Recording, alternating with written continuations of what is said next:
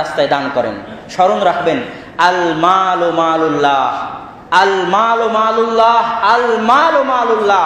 আপনার পকেটে, আপনার মানিব্যাগে যে টাকা আছে, এই টাকা আল্লাহ। আল মালু মালুল্লাহ, আপনার ধন সম্পদ, গাড়ি বাড়ি সবই আল্লাহর। আল্লাহ আপনাকে দিয়েছেন। আল্লাহর রাস্তায় দান করলে বেশি হবে, হতে বাধ্য। কিভাবে? আপনি যখন একাই থাকেন, একাই, আপনার বিবাহ শাদী হয়নি, আপনি একাই, তো আপনার ভাগ্যে যে রুজি লেখা আছে, মৃত্যু যেভাবে মানুষকে খুঁজে, মানুষের রুজি সেইভাবে মানুষকে খুঁজে। আপনার ভাগ্যে যা রুজি লেখা আছে আপনি তা পাবেন। আপনি যখন একাই জীবনযাপন করছেন, তখন আপনার রুজির টাকাটা আল্লাহ আপনার পকেটে পাঠাবে। আপনার রুজির টাকাটা, আপনার যদি সকালে পান্তা ভাত থাকে, দুপুরে ডাল ভাত থাকে, আর বিকেলে যদি বেগুন ভর্তা থাকে রাত্রে, তাহলে সেই টাকাটা আল্লাহ আপনার কাছে পাঠাবে।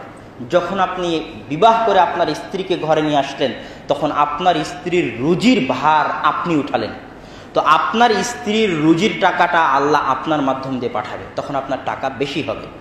কেননা আপনি একজনের রুজির ভার উঠিয়েছেন। তার ভাগ্যে যদি গোস্ত লেখা থাকে আপনার স্ত্রীর ভাগ্যে, তাহলে আপনার টাকা বেশি হবে।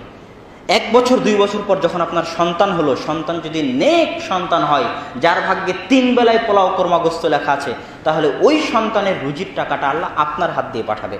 আপনি যত মানুষের রুজির ভার উঠাবেন, আল্লাহ তত মানুষের রুজির টাকাটা আপনার পকেট দিয়ে দিবেন। রুজির দায়িত্ব আল্লাহ নিয়েছেন। আসমান জমিনে যা আছে সবার রুজির দায়িত্ব আল্লাহর। তাই আল্লাহর রাস্তায় দান করুন, আপনার সম্পত্তি কমবে না। যতজনের রুজির দায়িত্ব আপনি উঠাবেন, আল্লাহ ততজনের রুজির টাকা আপনার হাত দিয়ে দিবেন ইনশাআল্লাহ। তাই রাসূলের মতো রমজান মাসে দানের প্রতি আগ্রহী হন।